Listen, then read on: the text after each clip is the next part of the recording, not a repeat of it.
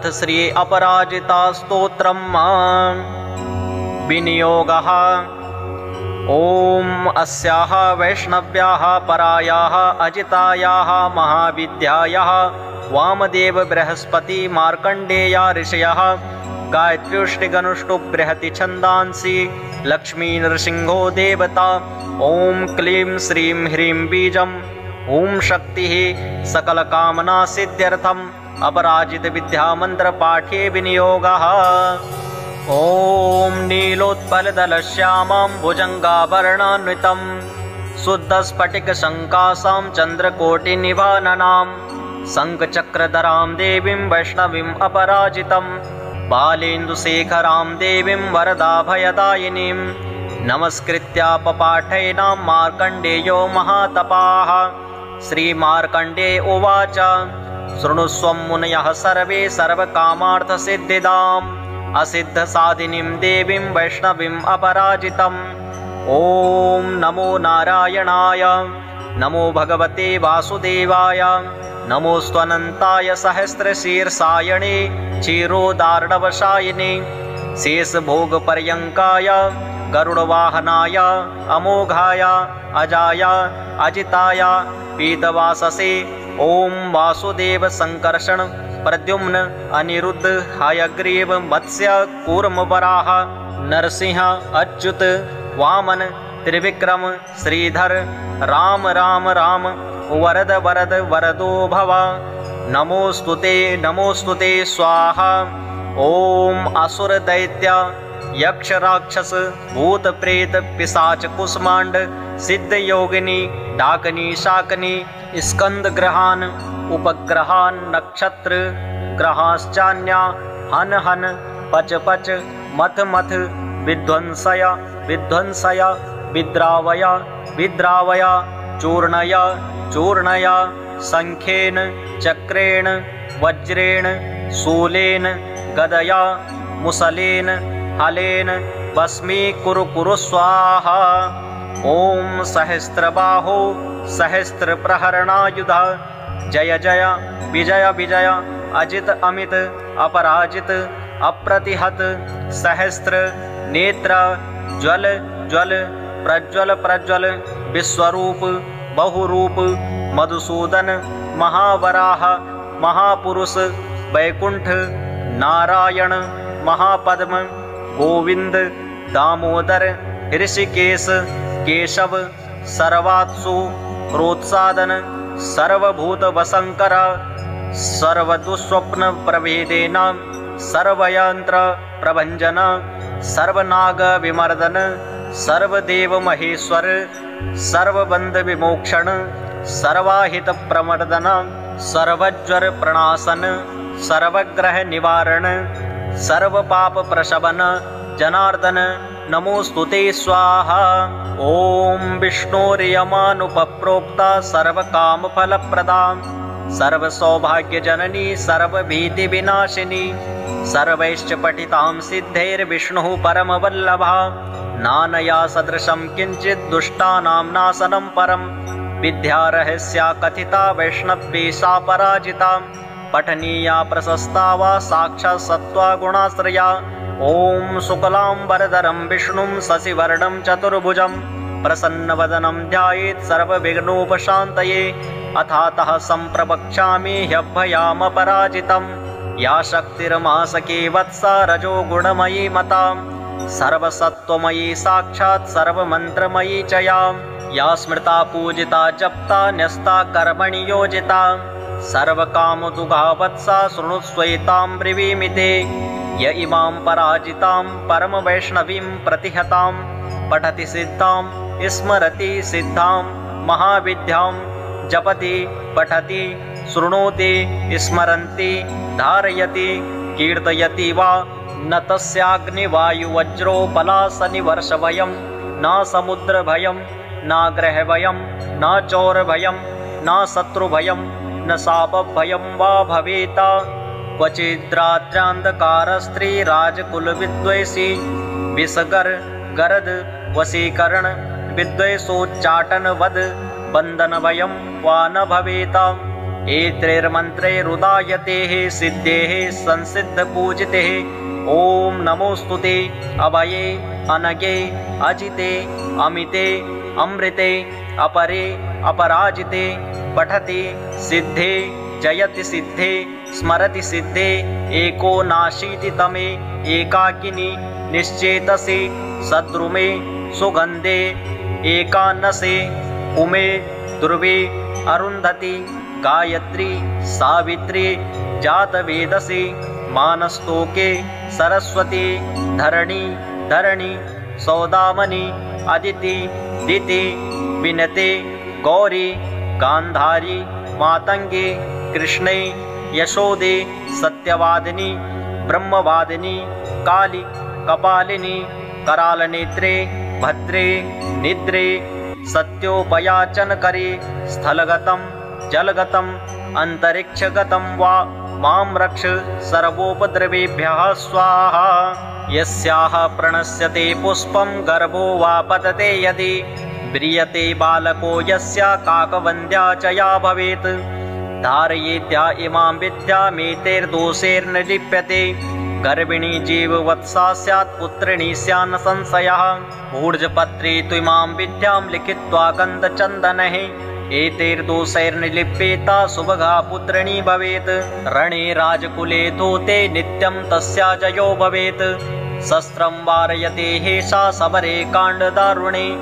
गुल्मशूलाक्षिरोगाणां क्षिप्रं नास्यति च व्यथां। शिरोरोगज्वराणां न नाशिनी सर्वदेहिनाम्। इत्येषा कथिता विद्या अवयाख्या अपराजिता। एतस्या स्मृतिमात्रेण भयं क्वापि न जायते। नोपसर्गा न रोगाश्च न योधा नापि तस्करः। न राजानो न सर्पाश्च न द्वेष्टारो न शत्रवः। यक्षराक्षसवेताला न साकिन्यो न चक्रः। अग्निर्भयं न वाता च न समुद्दान्न वै विषात्। कार्मणं वा शत्रुकृतं वशीकरणमेव च। उच्चाटनं स्तम्भनं च विद्वेषणमथापि वा। न किञ्चित् प्रभवैतत्र यत्रैषा वर्तते भया। पठेद्वा यदि वा चित्रे पुस्तके वा मुखेऽथवा। हृदि वा द्वारदेशे वा वर्तते ह्यभयः पुमान्। हृदये विन्यसेदेतां ध्याये देवीं चतुर्भुजां। रक्तमाल्यां वरदरां पद्मरागसमप्रभां। पाशाङ्कुशाभयवरैरलङ्कृतसुविग्रहां। साधकेभ्यः प्रयच्छन्ति मन्त्रवर्णामृतान्यपि। नातः परतरं किञ्चिद्वशीकरणमनुत्तमम्। रक्षणं पावनं चापि नात्र कार्या विचारणा। प्रातः तत्कुमारिका पूजा खादैराभरणैरपि। तदिदं वाचनीयं स्यात् तत्प्रिया प्रियते तु माम्। ॐ अतातः सम्प्रवक्ष्यामि विद्यामपि महाबलां। सर्वदुष्टप्रशमनीं सर्वशत्रुक्षयङ्करी। दारिद्र्यदुःखशमनीं दौर्भाग्यव्याधिनाशिनीं। भूतप्रेतपिशाचानां यक्षगन्धर्वरक्षसां। डाकिनी शाकिनी स्कन्दा कूष्माण्डानां जनाशिनीं। महारौद्रीं महाशक्तिं सत्यः प्रत्ययकारिणीं। गोपनीयं प्रयत्नेन सर्वस्वं पार्वतीपतेः। तामहं ते प्रवक्ष्यामि सावधानमनः शृणु। एकान्यकं ध्वनिकं च चातुर्थीकार्धमासिकं। द्वैमासिकं त्रैमासिकं तथा चातुर्थमासिकं। पाञ्चमासिकं षाण्मासिकं वातिकवैदिकज्वरं। श्लैष्पिकं सात्रिपातिकं तथैव सततज्वरं। मौहोर्तिकं पैतिकं शीतज्वरं विषमज्वरं। द्वैहिनिकं त्रैहिनिकं चैव ज्वरमेकान्निकं तथा। क्षिप्रं नाशयते नित्यं स्मरणादपराजिता। ॐ ह्रं हन हन काली शर शर गौरी धम धम। विद्धे आले ताले माले गन्धे बन्दे बच बच। विद्धे नाशय नाशय पापं हर हर संहारय वा। दुःस्वप्न विनाशिनी कमलस्थिते विनायक्रमातः। रजनी सन्धे दुन्दुभिनादे मानसवेगे शङ्खिनी चक्रिणी गदिनी वज्रिणी शूलिनी अपमृत्युविनाशिनी। विश्वेश्वरी द्रविडी द्राविडी द्रविणी द्राविणी। केशवदयिते पशुपतिसहिते दुन्दुभिदमनी दुर्मददमनी। सबरी किराती मातंगी। ॐ द्रं द्रं ज्रं ज्रं क्रं क्रं तुरु तुरु। ॐ द्रं कुरु कुरु ये मां द्विषन्ति प्रत्यक्षं परोक्षं वा तान् सर्वान् दम दम मर्दय मर्दय तापय तापय गोपय गोपय पातय पातय शोषय शोषय उत्सादय उत्सादय ब्रह्माणि ब्रह्माणि माहेश्वरी कौमारी वाराही नारसिंही ऐन्द्री चामुण्डे महालक्ष्मी वैनायिके औपेन्द्री आग्नेयी चण्डी नैऋति वायव्ये सौम्ये ऐशानी ऊर्ध्वमधोरक्षा प्रचण्डविद्ये इन्द्रोपेन्द्रभगिनी ॐ नमो देवी जये विजये शान्ति स्वस्ति तुष्टि पुष्टि विवर्धिनी कामाङ्कुशे कामदुगे सर्वकामवरप्रदे सर्वभूतेषु मां प्रियं कुरु कुरु स्वाहा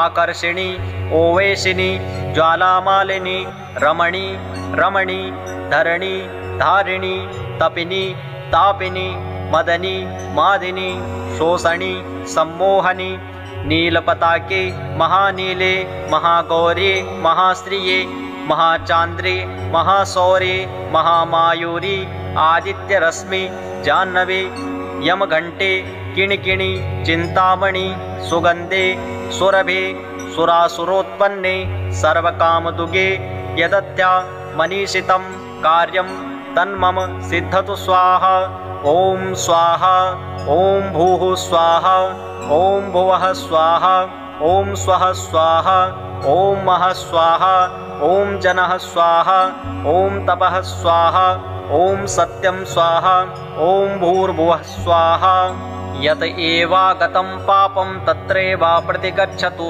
स्वाहेत्यो अमोघै सा महाविद्या वैष्णवी च पराजिता स्वयं विष्णुप्रणीता च सिद्धेयं पाठतः सदा एषा महाबला नामा कथिता ते पराजिता नानया सदृशी रक्षा त्रिषु लोकेषु विद्यते तमो गुणमयी साक्षात् दौद्री शक्तिरियं मता कृतान्तोऽपि यतो भीता पादमूले व्यवस्थितः मूलाधारेण सेदेतां रात्रावेन च संस्मरेत् नीलजितमुतसङ्कासां तडित्कपिलकेशिकाम् उद्यद्यादित्यसङ्कासां नेत्रत्रयविराजितां शक्तिं त्रिशूलं शङ्खं च पानपात्रं च बिभ्रतीं व्याघ्रचर्मपरेदानां किङ्किणीजालमण्डितं धावतीं गगनशान्तं पादुकाहितपादकां दृष्टाङ्करालवदनां व्यालकुण्डलभूषितां व्यातवक्रां ललजिह्वां भ्रिकुटिकुटिलालकां स्वभक्तद्वैषिणां रक्तं पिबन्ति पानपात्रतः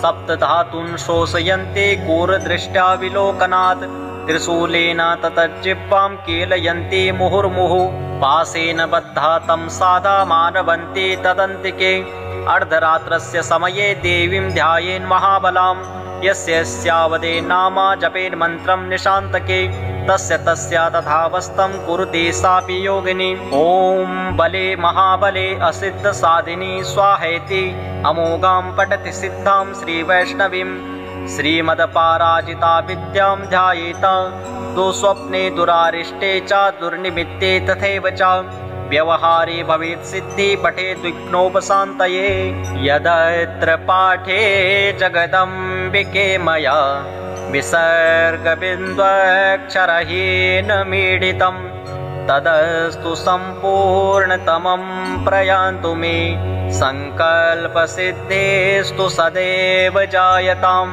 ॐ तव तत्त्वं न जानामि कीदृशासि महेश्वरी यादृशासि महादेवी तादृशायै नमो नमः ॐ अथ श्री अपराजिता स्तोत्रं सम्पूर्णम्।